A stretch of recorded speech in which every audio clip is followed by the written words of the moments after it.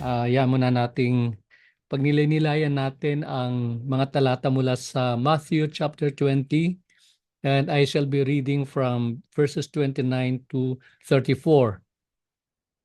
As they were leaving Jericho, a large crowd followed him, and two blind men sitting by the road, hearing that Jesus was passing by, cried out, "Lord, have mercy on us, Son of David."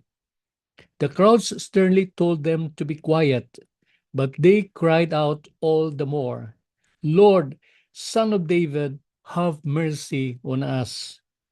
And Jesus stopped and called them and said, What do you want me to do for you?" And they said to him, "Lord, we want our eyes to be opened." Verse 34, last verse. Moved with compassion, Jesus touched their eyes, and immediately they regained their sight and followed him. May the Lord add blessing to the reading of His Word. So dito po, very beautiful, makikita po natin yung persistence, no? Yung persistence ng dalawang mga bulag. At mapapansin natin na sa talata 30, yung mga bulag na to, yung dalawang bulag na ito ay nakaabang na, no? Nandun sila sa tabing sa daanan sa kung saan ay alam nilang daraan si Jesus, at nung naramdaman na nila na paparating na at daraan na si Jesus, bigla silang sumigaw, no?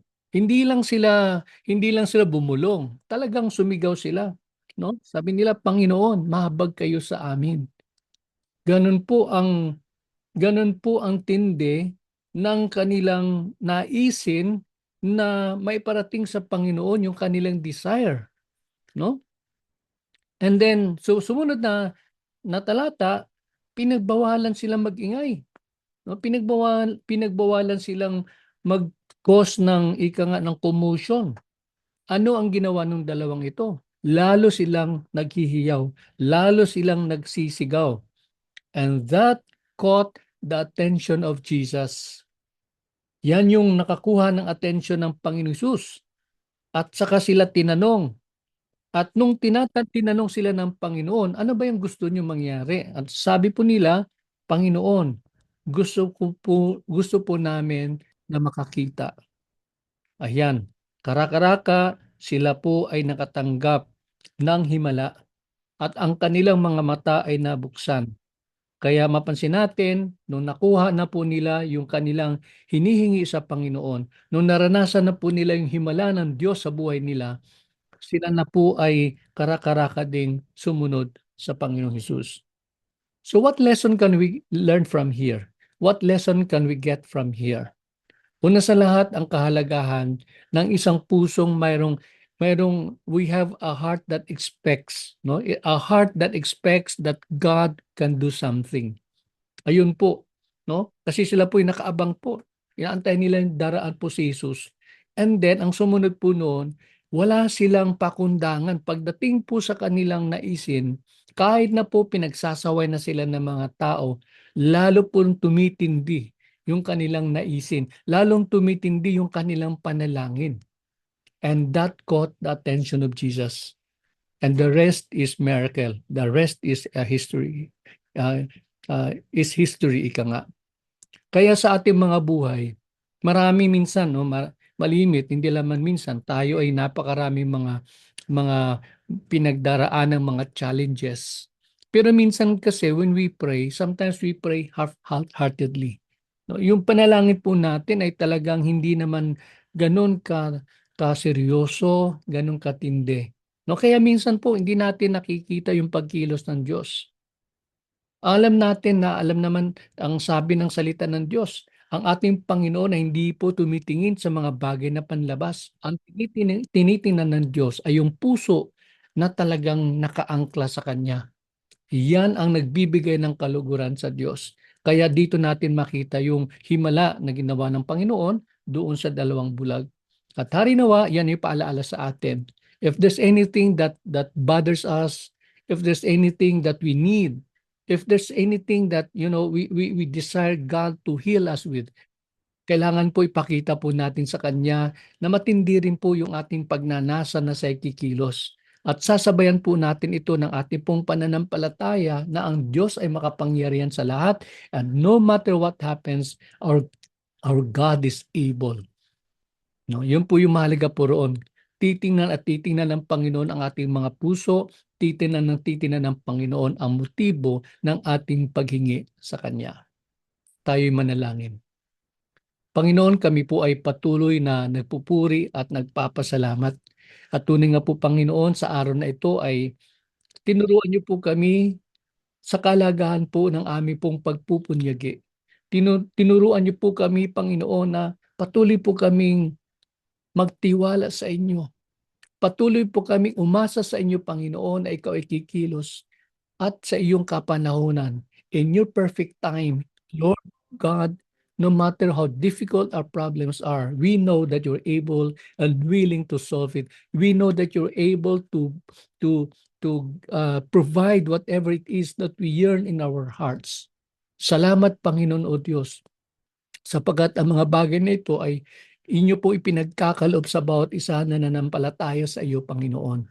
Maraming salamat, at alam namin kapag kami po ay patuloy na nagtitiwala sa iyo, patuloy po kaming umaasa sa iyo, Panginoon. Gagalaw at gagalaw ka, Panginoon o Diyos.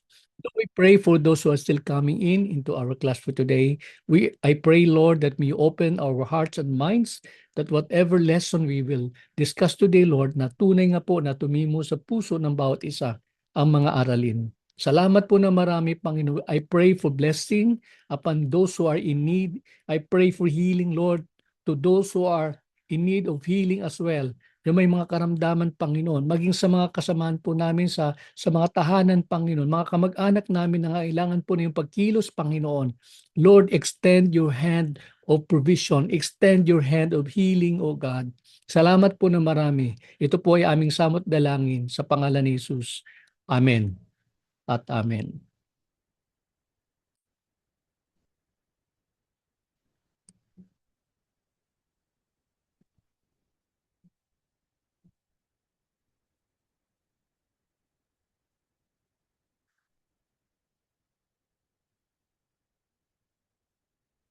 Ayan, patuloy na muna natin yung mga, ayan, pumapasok pa lang. Ano po? So, katulad po na nabanggit na natin kahapon, ay tayo po ngayon ay magpapatuloy ng ating lesson na kung saan ay pag-aaralan natin yung patuloy nating pinag-aaralan yung AO 2010-0034. Ayan.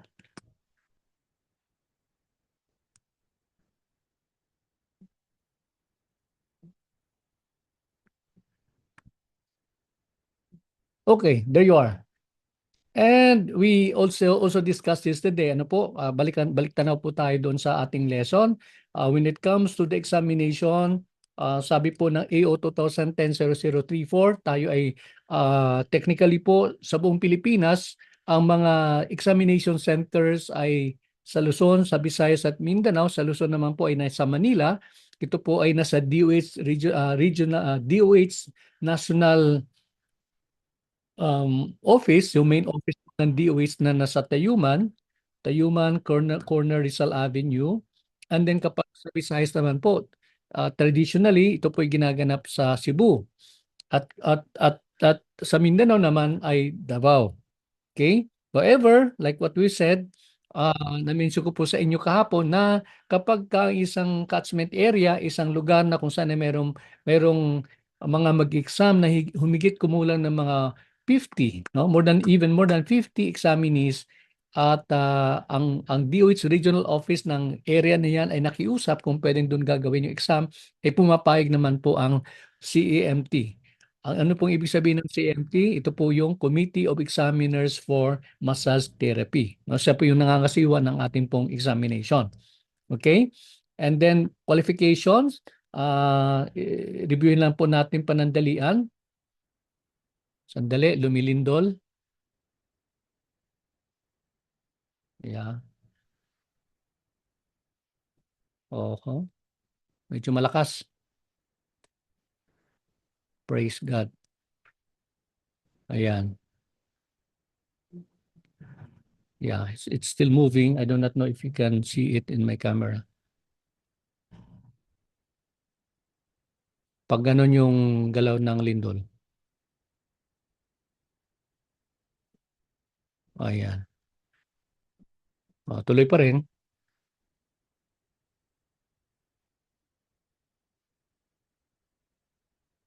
Ayan. Medyo malakas ha. Okay. Sige. Medyo nawala na. Thank God. Mm, tuloy pa rin.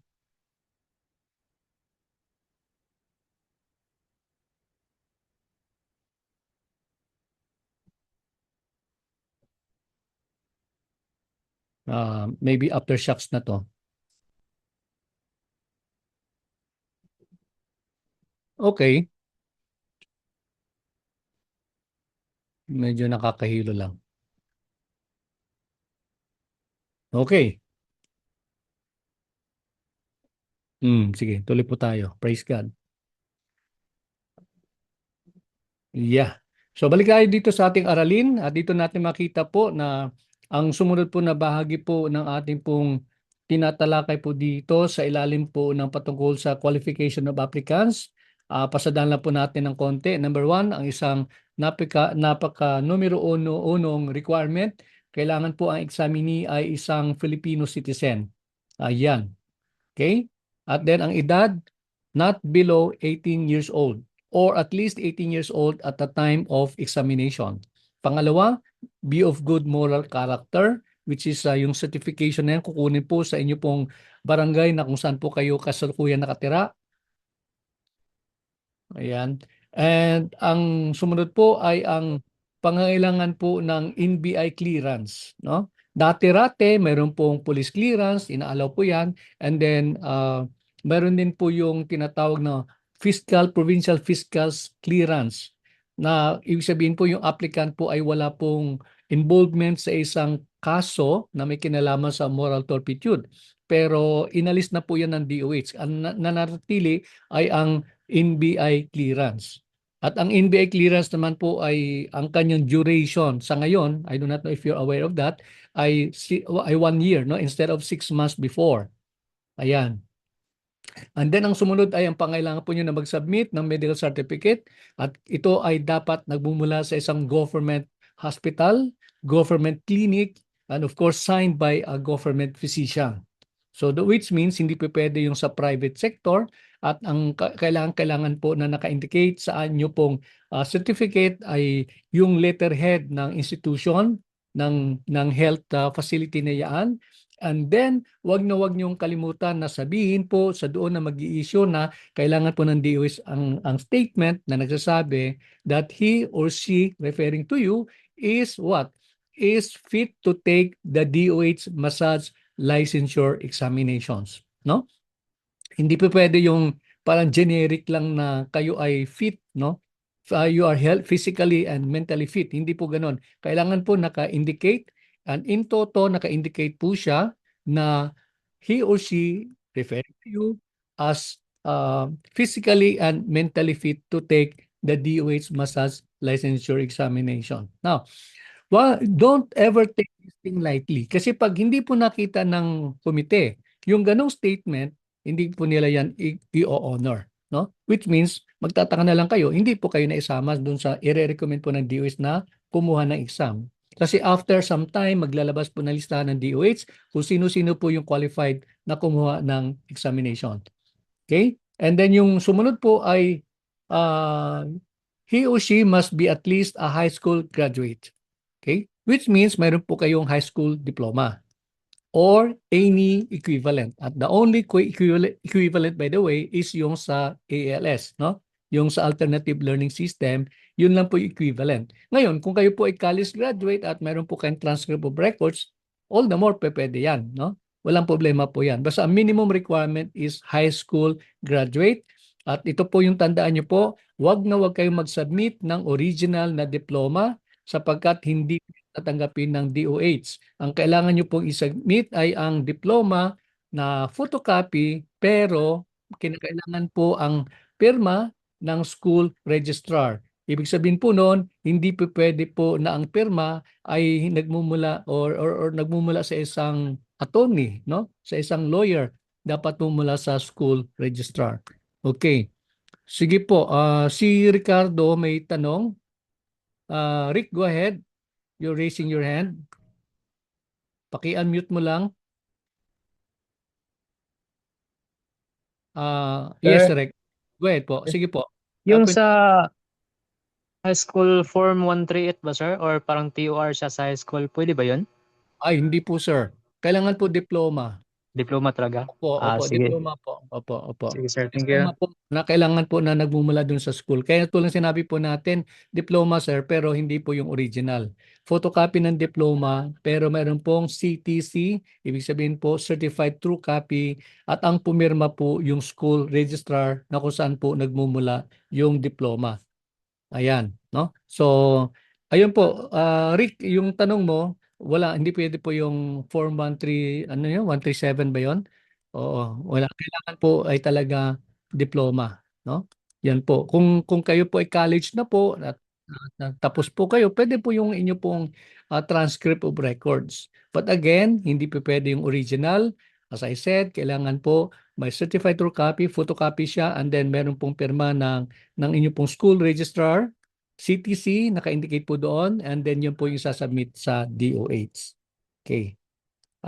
To explain further, bakit kailangan ganun yung inyong isasubmit, sapagkat ang sabi po ng DOH na wala na, para wala silang obligasyon na magbalik ng anumang mga document, no? Kasi sa mga nakalipas prior to the pandemic, ang ginagawa po namin, kami na mga mula sa institution, nagsasubmit po kami dalawang documents. Isang set na may original, lahat po talagang pawang original, and then pangalawang set ay photocopy.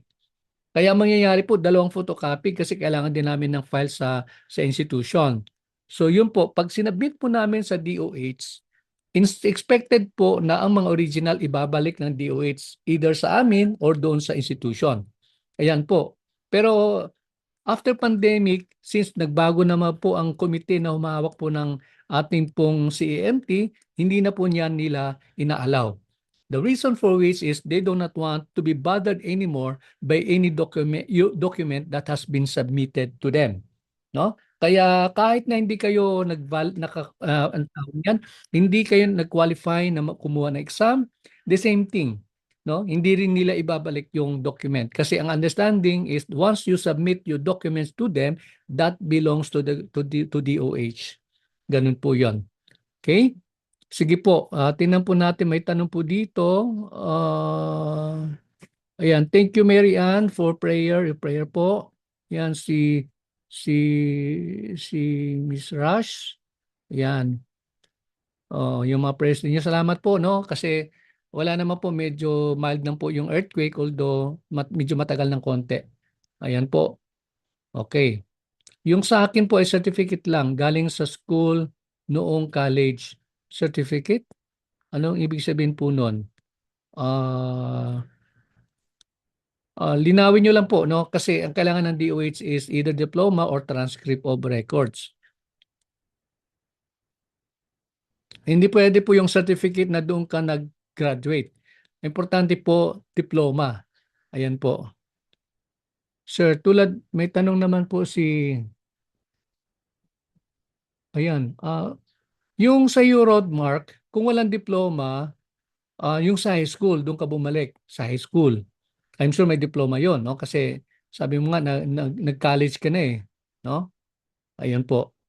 Si Leilani, ang tanong niya, Sir, tulad po sa akin, wala po akong diploma sa high school. Pwede po bang transcript of record ng high school, transcript of record ng high school pa ako? Mayroon bang transcript of record ng high school? Parang wala naman yata.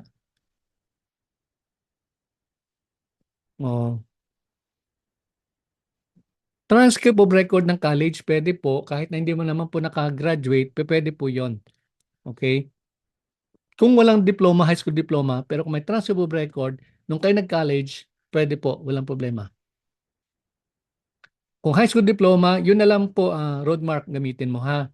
High school diploma. Okay, tuloy po tayo. Ayan. The next one is he or she must submit training from the Department of Health accredited training institution.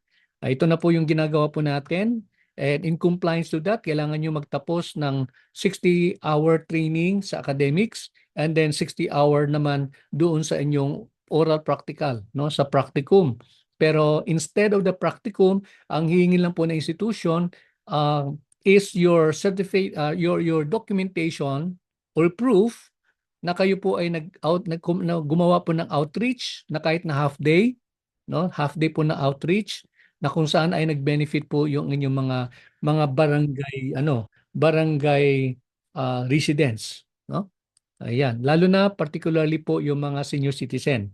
Ayan, kailangan po natin po 'yan and then but that will follow later on, no? Probably kasi ang deadline ng mga submission is sometime in November. So maybe September thereabouts pwede na kayong gumawa ng ganitong activity, no? Okay. Yan, tuloy po tayo. And yung nauna 60 hours ng sa practical massage which in practice naman po, hindi naman talaga yan hinahanap ng DOH. Pero like what I said, the equivalent po that is your outreach. Okay, and then ang sumunod naman ay a certificate of training from accredited training institution that you have received basic instruction on the following. Ito po yung anatomy and physiology, ito po yung mga topic o mga course, mga subject, physiology, pathology and microbiology, massage therapy and massage therapy 2 and massage therapy 3. No, ito po yung introduction to massage therapy, fundamental concepts, and then massage therapy application, and of course the practice of massage therapy. No, yan po yung equivalent po niyan ay 60 hours. Okay. And with regards to the application, examination fees, sagot na po ng AUSA. At hindi pa rin po tayo maniningil sa ngayon ng inyo pong processing fee kasi po hindi pa naman namin natitiyak kung kayo po ay papasa sa ating written at saka sa oral practical exam. Okay?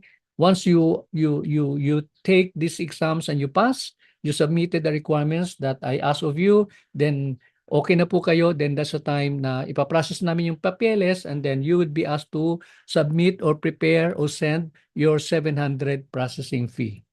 Ayan. The scope of examination are as follows. Mayroon pong theoretical at mayroon pong oral practical. No? Theoretical, ito po yung 100 items na ibibigay sa inyo ng DOH and then yung oral practical naman po, ito naman po ay dapat sa parehong kategorya ay kailangan ang minimum is 75% ang inyong score. Okay? Ayan po. Now, question, what if you don't pass? Sa sistema po ng AUSA, pag hindi kayo hindi nyo naipasa, then you are required to take a special exam. However, once you are scheduled for a special exam, meron po kayong bayarin, no? Meron kayong bayarin for processing, no? Kasi hindi po ganun kadali mag-prepare ng online exam. Ayan. Now, if you pass both of the exams, and that means naipasa nyo po yung written and then you graduate already to your practical exam, naipasa nyo po, and then that's the time DOH will ask you or schedule you for your oath-taking, and then after oath-taking, then just a few days later, you will receive your certificate of registration. Okay.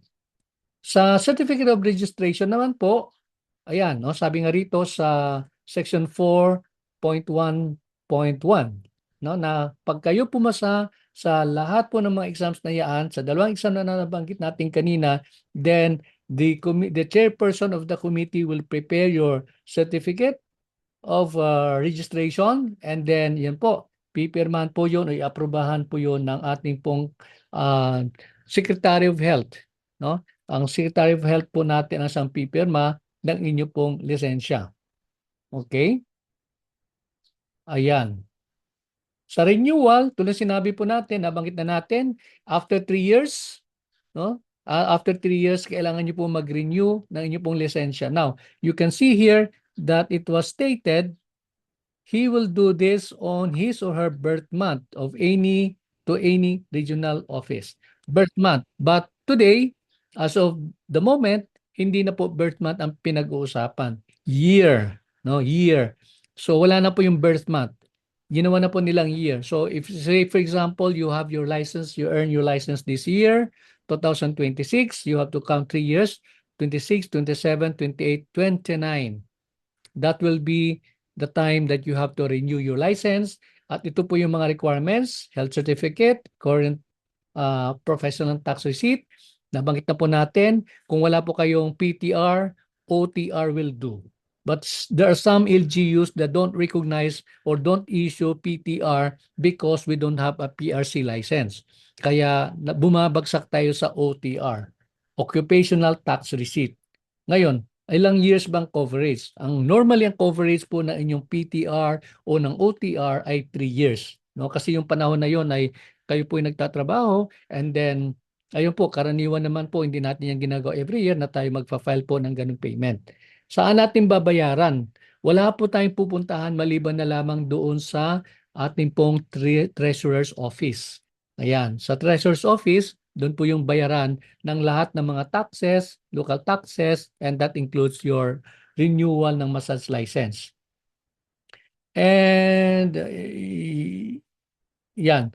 Yung proof of payment, payment ng inyo pong registration ng 2 years, ay doon po yung gagawin naman po. May payment naman po din sa DOH. Ano po? Pero minimal lang. I think mga 150 lang. 100 to 150. Yan, that's for good for 3 years. No? Ayun, doon po tayo magbabayad.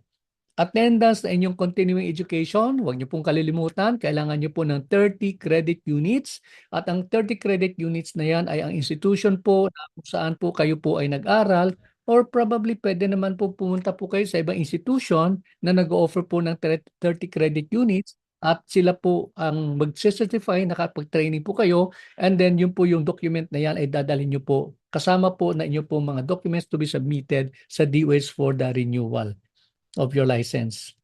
Okay? Ayan po. And then, ayan. Some of you might be asking, Sir, saan po namin kukunin po yung application form? Yung application form, mas complete na po yung inyo pong renewal requirements. Dadalhin nyo na po yan sa regional office. Doon po mismo sa DOH regional office kayo pipirma ng application form. Ayan po. Doon nyo po pipirmahan, doon nyo rin po kayo magbabayad para po sa DOH patungkol sa inyong renewal. Okay. Ayan. Okay? So yun po ang patungkol po sa inyo pong renewal requirements. At paulit-ulit kong sasabihin sa inyo, hindi po ako magsawa mag-remind, wag na wag nyong kaligtaan ang renewal ng inyong lisensya. No? Pagka nakalimutan po ninyo on the 3rd year, you are given merely 2 years. 2 years no, na grace period para makapag-renew. Kapag umabot ka ng 5 taon na hindi ka nakapag-renew, congratulations. Wala ka ng pag-asa makapag-renew sapagkat automatic invalid na yung iyong lisensya. No? Kaya mahalaga po lagi na kayo po ay babantayan niyo po yan. No, iba naman kasi sinasabi nila, isa hindi naman ako nagmamasahe na eh. No, hindi naman po ako involved na sa massage industry. Kahit na, lisensya pa rin po yan. No? Kailangan niyo po i-renew. Kasi po malay niyo bigla kayong magkaroon ng budget, ng pundo, ng capital to put up your own spa. Eh hindi kayo makapag-put up kasi wala kayong lisensya. No? It would be a little ang tawag niyan, risky kung kayo ay mag-hire ng therapist na may lisensya. Kasi the moment the therapist leaves, bit-bit niya rin yung kanyang lisensya. Eh, hindi kayo pwede mag-operate ng spa pag wala po kayong lisensya. Okay? Ayun po. Silipin natin may tanong dito. Yan, hindi pwede po yung Form 137. Sir, clarify ko lang po. Photocopy po ng diploma kung kailangan, pero kailangan pa CTC sa school registrar. Correct. No? Photocopy na yung diploma at yung photocopy ng diploma kailangan ninyong ipa-CTC sa school. So ang gawin niyo lang po, ipadala niyo po yung inyong photocopy ng diploma doon sa inyong institution na kung saan kayo nag-aral and then ayun, siguro magkalakip lang kayo ng kaunti para pang LBC para ibalik po sa inyo. Kasi po pag wala kayong ipapadalang kalakip na amount para sa LBC, then paano gagalon yung papel? Anong assurance nila na babayaran mo yung document, yung LBC tawag niyan yung FRIT. Okay. Sir, pwede bang isin nyo sa amin ang screen nyo later? I cannot. You would be the one to screenshot sa inyong cellphone. Okay? Oo. So madami po itong ano natin, no? So mas maigi kayo na lang po mag-screenshot. Okay. Kung gusto niyo naman po, pwede niyo pong bisitahin yung ating website. Nandun po yung manual. And nandun po yung mga bagay na to. Makikita niyo po sa inyo pong digital copy ng inyo pong manual. Okay. Sige, tuloy po tayo. The next one here that we will be talking about is, ayan, ito na yung medyo madugo ng kaunti. No? Bakit po madugo ng kaunti? Ito naman po ay may kinalaman sa ating pong gawain bilang mga massage therapist. Section 5 at ang kanyang pamagat ay practice of massage. Okay, himay-himay natin. Okay, number 1 is licensed massage therapist shall practice massage in accordance with the following. Okay, so ito po ay wag nating kalilimutan, no? Pag tayo po ay nagmamasahe, ito po yung mga pamantayan ng ating gawain bilang mga massage therapist. Okay. Ito po yung nabanggit ko din po kamakailan na at one point, ito po yung naging very powerful na tool ng DOH para lahat ay magpalisensya, no? Kaya sabi ko sa inyo, 'di ba, sa time napakadami pong gusto mag LMT training. Kasi po nakalagay po dito sa provision na to, only persons holding a valid certificate of registration issued by the committee and approved by the Secretary of Health shall be authorized, ayan, no, shall be authorized to practice massage as a profession in the Philippines. Ayan, no? So napakatibay po 'yan, no? Napakatibay po 'yan. However, kung susuriin mo yung PD 856 Chapter 13, wala po kasi ito nakalagay. Hindi po nakalagay po na only, no? Only LMT professionals will be allowed to practice massage as a profession. Ang malinaw po sa PD 856, di po ba napansin po natin that in every 50 na mga tawag noon, mga massage therapist na under po sa isang masseur, kailangan po, meron po nag-oversee na iisa. No? So, wala po yung provision na nagsasabi na lahat kinakailangan kung ikaw man ay nasa larangan ng pagmamasahe, required ka na magkaroon ng LMT. Kaya hindi po, this doesn't hold water. No? Hindi po nangyari po to. Ang nangyari lang po for some time, under po dun sa committee na nag-create po nito, pero nailipat na po sa another committee which is the Health Facilities Services Regulatory Bureau, hindi na po nila ito in-implement. Ayan. Kaya wala po yan, no? Ano na lang po yan. Ito po ay medyo masabi po natin na wala pong ngipin. Wala pong ngipin. Okay. The next one is qualified or practicing massage therapists are absolutely, yan, i-underline ko po yung absolutely prohibited to use the sign, to use the doctor sign before or after the letters na MD, medical doctor, under the name, particularly when it comes to advertisement, yun, sa mga newspapers, sa mga social media, yun, bawal na bawal po. Very clear po yung statement dito. Absolutely. Kaya wag kayong mangahas na gamitin po. Kasi po, parang mayroon po nangyari po niyan in the past. I think, if I'm not mistaken, isang may-ari po na institution na actually, hindi po siya MD. Hindi po MD, nilagay po niya ND. Naturopathy. Tama ba yung pronunciation ko? Naturopathy doctor. Ayan. Tapos na-earn po niyan, I think, sa India. Tapos nilagay niya po yung sa kanyang calling card, no? LMT, ND, ganun-ganon. Yan po, hindi po pinapayagan po ng DOH. Okay? Unless kung meron talaga kayong valid na mga certification na talagang government recognized, then walang problema. No? Pero kung hindi po recognized ng Philippine government, then huwag kayong mangahas na gamitin po yung mga ganong mga attachments kasi may problema po pag ginawa niyo po yon. Okay? The next one is massage therapist shall not engage in any other occupation that may infect. Tandaan niyo po infect his or her hands and transfer the disease to another person. Ibig sabihin po noon, kapag ka-infectious po ang isang trabaho na kung saan ka magtatrabaho, at ikaw ay massage therapist, bawal po yan. No? It means walang engagement into other occupation na pwedeng magkaroon ng contamination yung kamay. No? Ayun po. I think what comes in mind to my mind pagka ganun pong mga kataga is yung mga katulad embalmers, no? Kasi nung araw, kwento ko na lang sa inyo. Ah, kami mga nasa ano, mga LMT, napag-alaman namin na yung exam pala ng embalmers tsaka ng LMT, alam niyo ba, pare-pareho pala yon. Yung pare-pareho yung mga anatomy, physiology, microbiology, pare-pareho, no? Kaya there was a time nakakatuksoan kami, no? Oh, why don't we also take the exam naman ng embalmers? Kaya lang sa embalmer kasi, kailangan mong mag-dissect ng totoong bangkay. Ayan, no? Kailangan mo magtahi, kailangan mo magtanggal ng dugo, yung ganon-ganon. Yun lang yung difference. Pero yung academics, pare-pareho. Pare-pareho po mga kaibigan, mga kapatid.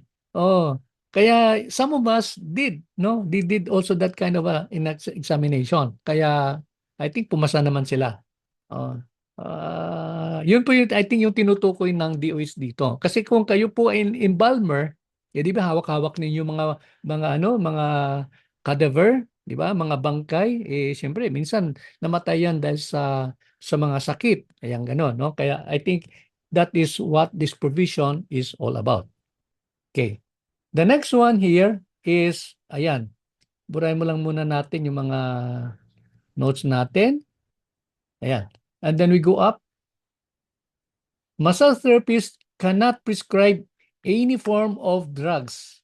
So we are not allowed to prescribe any form of drugs or medical therapy. Ibig sabihin, prescription is a no-no. Hindi tayo pwede mag-prescribe whatsoever. In whatever drugs, no? Whether I think whether that's herbal or ano yung tawag nila diyan yung mainstream medicine, yung mainstream na mga drugs, no, ganon, hindi pwede, no? For massage o medical therapy, hindi po pwede. We are not allowed to prescribe anything, no? So, malinaw po 'yan, ha? Malinaw po 'yan, mas maliwanag pa 'yan sa sikat ng araw. Okay. Ang sumunod po ay massage therapist shall not use or apply substances or preparations of any kind containing chemicals or materials that are detrimental to human health and hygiene performing massage to anyone. No? So, ibig sabihin po noon, only prescribed lotions, prescribed oil, prescribed alcohol yung pwede nating gamitin. No, ibig sabihin po noon, hindi tayo pwedeng gumamit ng gasolina, hindi tayo pwedeng gumamit ng krudo, hindi tayo pwedeng gumamit ng anumang bagay na maaring makapaminsala sa kalusugan ng ating kliyente at lalo tigit sa kanyang kalusugan o sa health ng ating client. Okay? Ayan.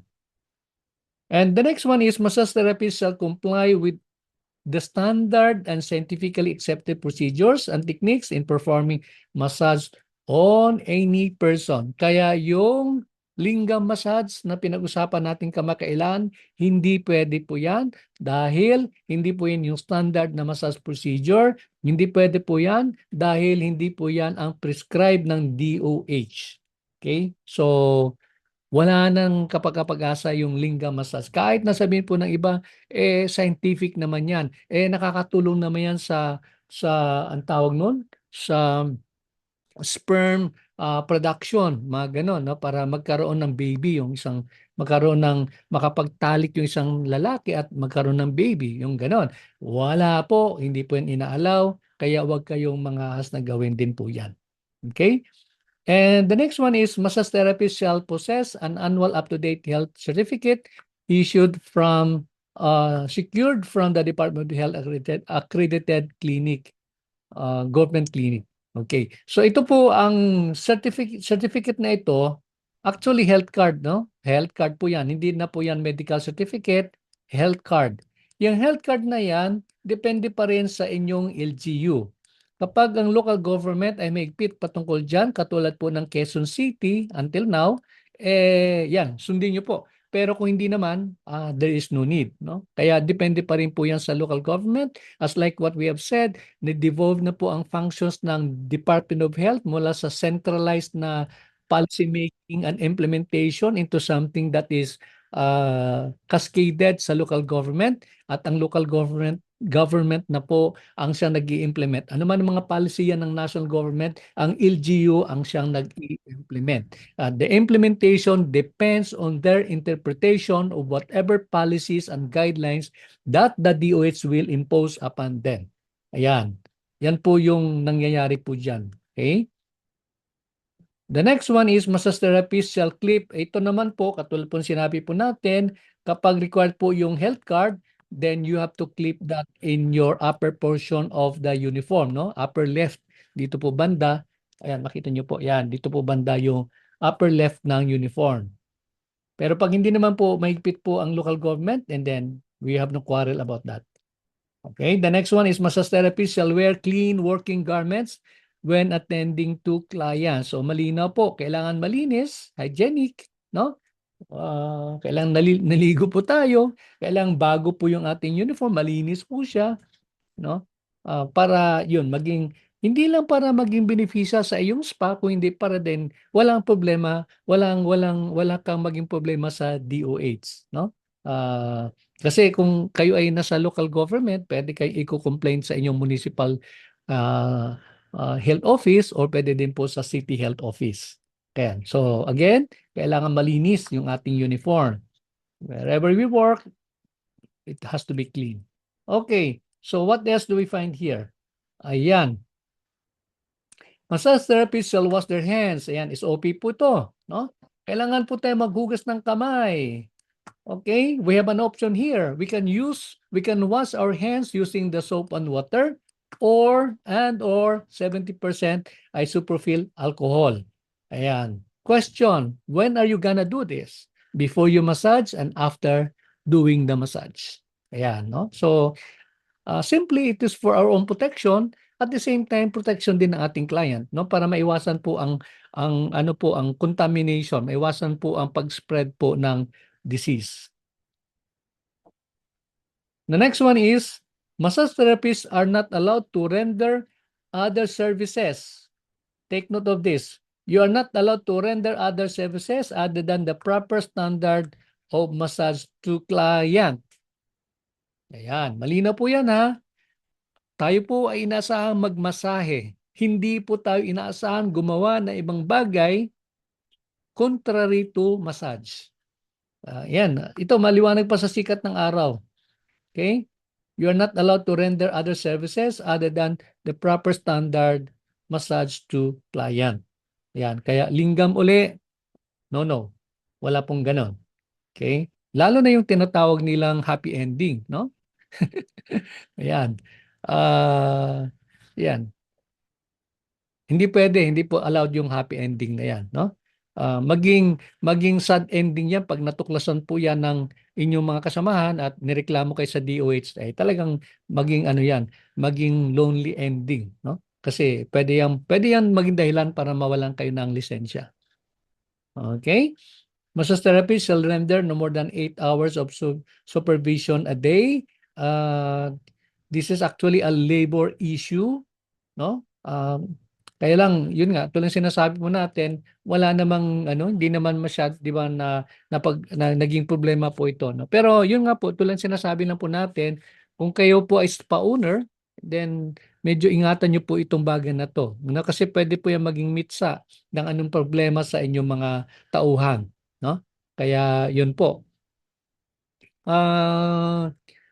Depende po kasi yan talaga eh. Yung iba naman kasi, they always declare from the very beginning ng kanilang mga tauhan ay purpose ang kanilang trabaho. No? Although, depende pa rin yan sa interpretation po ng inyo pong ng dole, no? Kung i-allow nila. Kasi ang nabalitaan po natin, kapag lumagpas ng 6 months, dapat irregular po kayo. No? Irregular po kayo. But again, kapag may kasunduan po na ang inyo pong trabaho ay piecemeal, or kumbaga palalabasin ng may-ari na kayo on call, then yun po, wala kayong benepisyong matatanggap. Pero I think I just have to kasi wala pa akong narinig na naging reklamo sa ating pong DOLE regarding this, no? Yung sa 8 hours na yan at even doon sa compensation at mga sinasabi po mga mandatory benefits. Ayan po, no? Pero to be safe, sige lang, aralin nyo lang po. You consult with people in your locality or probably you visit the local DOLE and then you ask for enlightenment on their part, no? Because as of the moment, I am not privy on anything regarding that, no?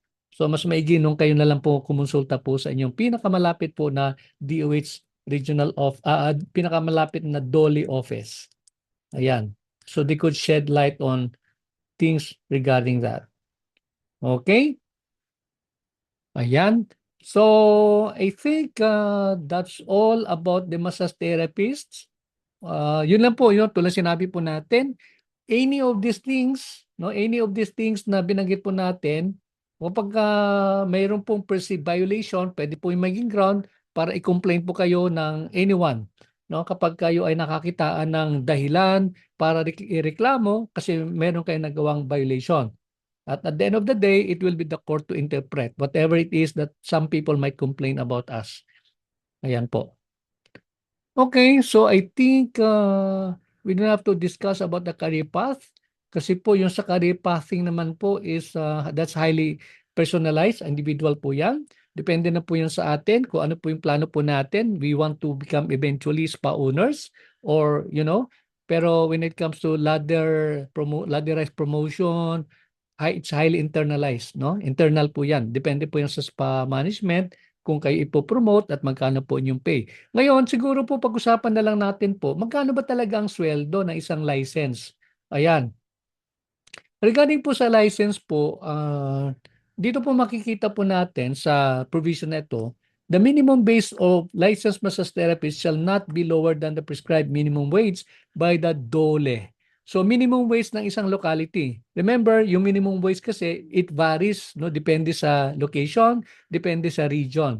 Depende po 'yan, no? Kaya lang po tulad sinabi po natin, kapag ang arrangement sa inyo na magtrabaho sa spa is on a piecemeal basis, ibig sabihin per work, yun po yung arrangement, then walang mapag-usapang fixed na salary, walang minimum wage na mapag-uusapan, no? Pero again, like what I said, I am not very particular about the latest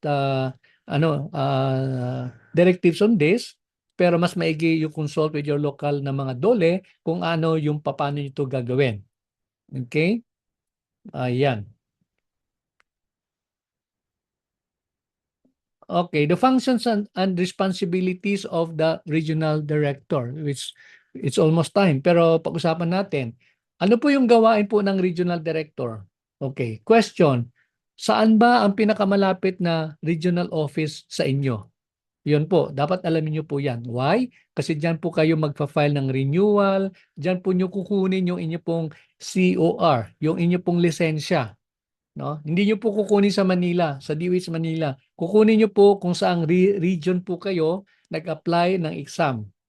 Ayan, no? Kaya mahalaga po yung inyo pong latest na address. Kasi kung malaman nila kung saang region, then definitely doon po nila ipapadala yung lisensya at doon niyo po kukunin. Okay, now, ano po yung function na and responsibilities of the regional director? Very few na lang to na pag-usapan natin. Number one, your regional director shall act on the renewal of the certificate of registration. So sila yung pipirma ng inyo pong renewal. Okay, that's the first job. The second thing that the regional directors is obliged to do is to submit the list of renewed license of massage therapists to the committee every last quarter of the year. That's around November, December, no? October, November, December. So sila po magsasubmit po niyan. So that's their work. Ang sumunod po, they would be the one to recommend to the Secretary of Health any suspension, revocation of certificate of airing massage therapists, no? Kaya sila po yung mag-iimbestiga pag may reklamo. Huwag kayong dumiretso sa CMT. Dumiretso kayo sa regional office, you submit your complaint, you make sure that the complaint is notarized by a lawyer, and then that's the time the regional director will act on it. He will form an investigation committee, and then kung sino man yung nireklamo will have to go there and explain their side and so on and so forth. Whatever the result is will be submitted to the regional for the DOH national office and directly to the Secretary of Health for them to act on it. Kung ano po ang recommendation po ng regional office. Now, dalawa po ang katawagan ng regional office sa ngayon. No? Mayroon po tayong tinatawag na CHD, which means Center for Health Development, or Regional DOH Office, DOH Regional Office. No? So do not be confused between the two because they are one and the same. Ayan. Okay? So I think wala na tayong, yan na yung kabuuan ng ating AO 2010-0034. Like what we said, this is the amendment to the implementing rules and regulations. Kaya yung unang IRR na nilabas po ng DOH after nung ni pinirma ng dating Pangulong Ferdinand Marcos yung PD 856 Chapter 13 na may kinalaman sa massage and sauna bath establishments, and then ayun po, ito po yung pinaka-latest po na direktiba ng ating kagawaran ng pangkalusugan na may kinalaman po sa pagmamasahe. No? Ayan. So yun po yung inyo pong aaralin. Mahalaga po na sikapin nyo po na maunawaan nyo po ang bawat bahagi po ng AO na ito kasi ito po yung pinakabatayan po ng lahat ng ating gawain sa kasalukuyan na may kinalaman sa ating trabaho bilang mga massage therapists. Okay? So I think that's all. And yeah, may mga tanong ba kayo? Do you have any questions? Ayan, let me read your comments here sa chat box. Sir, pwede po ba na i-share sa amin screenshot? Okay. Yan, tulad po sinabi ko po, makikita nyo po sa manual yung mga pinag-usapan po natin. Ano po? And if you don't have a hard copy, bisitahin nyo po yung ating website www.ausaonlineschool.com, and then you browse over doon sa may courses at makikita nyo sa ilalim ng courses yung latest copy po ng ating pong DOH manual. Okay. Sige. Yan. Okay, wala na pong katanungan. Are we good? Are we okay? Sige po. Ayan, thank you for your prayers kanina po, no? Kasi yun, naramdaman natin biglang yumanig-yanig yung aking paligid, no? Ayan, medyo matagal din po yun eh. Pero purihin ng Diyos kasi hindi naman masyado kalakasan. Okay, so kung wala na po kayong tanong, wala po kayong clarification, reminder po uli, before you are allowed to take your exam this coming Friday, sa inyo pong prelims, I'll be giving you 50 item na prelims this coming Monday, this coming Friday. You make sure that if you are not fully paid at kayo po ay under po sa monthly installment, you have to settle your monthly installment on or before the examination date. Okay, ulitin ko po, you have to settle your monthly installment kung hindi po kayo fully paid, hindi po kayo nag-avail ng ating 50% discount promo, then make sure to settle your monthly installment, and then you send it to my GCash number, GCash account Benjamin Eugenio, and the number is account number 0969-204-3324. Ayan po. Ang exam nyo po ay exactly 12 p.m. sa Friday. 12 o'clock until baka 12:30 kasi 50 items lang po. No? I'll give you 30 minutes for your 50 items. Okay? Ayan po. Sir, ano po sa exam na-discuss nyo para may idea po kami?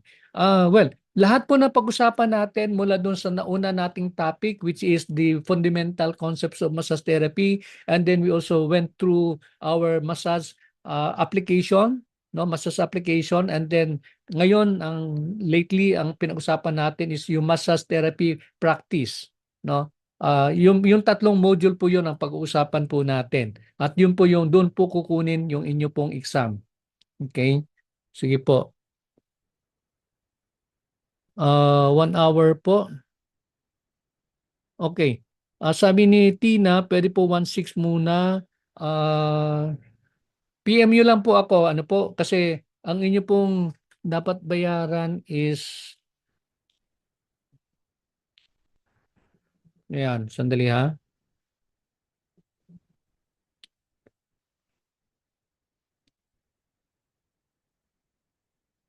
Ayan po. Ang inyo pong dapat bayaran is 2,816. Ayan. For the installment po yan, ano po? 22816. Ayan. PM niyo po ako if you have any concern about the payment. No? Yan. Christina, PM mo ako. Doon tayo mag-uusap. Okay, so maraming maraming salamat and see you tomorrow. Okay. I think tomorrow pwede natin mag-usap doon sa anatomy and physiology. Mag-introduction po ako. Hindi ko lang po isama sa exam yung anatomy and physiology. No? Kasi yun na po yung sunod na tatalakayin natin and then we'll do over doon sa microbiology and pathology later on. No? Ayan. Ayan. Pwede ba yon? Okay. Sige, tingnan natin. Kasi medyo alanganin po, ano? And then, pag-pray nyo lang, tingnan ko kung i-skip natin yung tomorrow para makapag-study kayo for the Friday, tingnan natin. I will make my announcement later. Yes. Okay, maraming salamat po muli and study well. Tulad sinasabi natin, hindi naman po may kahirapan na exam ng DOH kapag kayo po ay lagi nag-aaral, handa po kayo, nagbabasa po kayo, nagno-notes po kayo, nanonood po kayo ng ating mga training videos. Kasi po tandaan niyo po, kuminsan po kasi may mga bagay po tayong tinatalakay na wala po sa manual. Kaya I strongly encourage that you join and attend my classes kasi doon nyo po nakikita yung mga fresh na mga inputs, ng fresh na mga developments na something that you can't read sa inyo pong manual. No? Kaya mahalaga-mahalaga po na uma-attend kayo ng ating pong online classes and then if you have questions, you ask me questions para from the very beginning ma-address na natin yung anumang mga agam-agam ninyo. Ayan po, okay? Sige po, maraming maraming salamat. And by the way, reminder lang po, hanggang sa ngayon, meron pa po sa inyo na hindi po nag-change sa inyong pangalan, no? Ang pangalan po ng inyong cellphone po ang inyo pong ginagamit. Kaya if there would be a day na mag-check po ako attendance, then that means zero po kayo, no? Kasi your name will not reflect in your dito sa ating Zoom, no? Kaya ayan, baguhin niyo po, please. At as much as possible, you change your screen name. Ilagay niyo po yung complete screen name niyo po para po pag nag-random attendance po ako, mag-reflect po yung inyong pangalan. Ha? Huwag niyo po akong sisihin kung mamaya hindi kayo wala kayo sa attendance kasi, sorry, wala kayo sa attendance kasi ang pangalan po ng cellphone ang nagre-reflect. No? Wala naman akong estudyanteng cellphone. No? Wala naman akong estudyanteng cellphone yung pangalan. No? So, please comply with that. No? Para hindi kayo magkaroon ng problema. Okay? So, ayan, may pahabol si Michael. Si Benji, sa Friday po ba, pwede po 12 to 1 p.m. po sana. Pwede po ba? Kahit na 1 hour sana. I'm sorry, hindi ko pwedeng payagan yung 1 hour kasi ang exam is only 50 items. Pwede pong 1 hour kung gusto niyo po, pero 100 items. Okay ba yon, Michael? No? Ayan, okay ba kayo?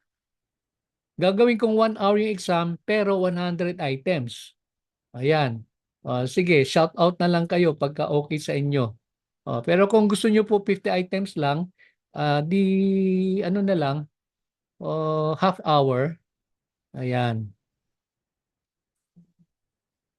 Yung sa tomorrow, review na lang kayo. Pwede rin, no? We will have no class tomorrow and then para makapag-review kayo sa exam this coming Friday. Okay lang sa inyo 'yon? Unless kung may objection, ano po, kapag may mag-object na, Sir, klase tayo bukas. Excited ako sa anatomy physiology kasi gusto ko malaman yung mga number of the bones, the muscles, and the functions of various organ systems. Di magkaklase bukas. Yun. Masunurin naman ako eh. Okay. Hindi. Ano lang, biro lang po. Pero sige lang po. Tingnan po natin ang maigi, ano? Sige, kung if you like na skip natin yung lesson tomorrow para hindi butal, and then you can have your time to study or review for your exam on Friday. Then okay lang po. We will do that. We will do just that. Okay? Sige po. Maraming salamat po uli. Ayan. Salamat po sa pangunawa sa sumagot agad si Marivic, si Marianne. Okay, sige po. God bless and see you when I see you. Bye for now.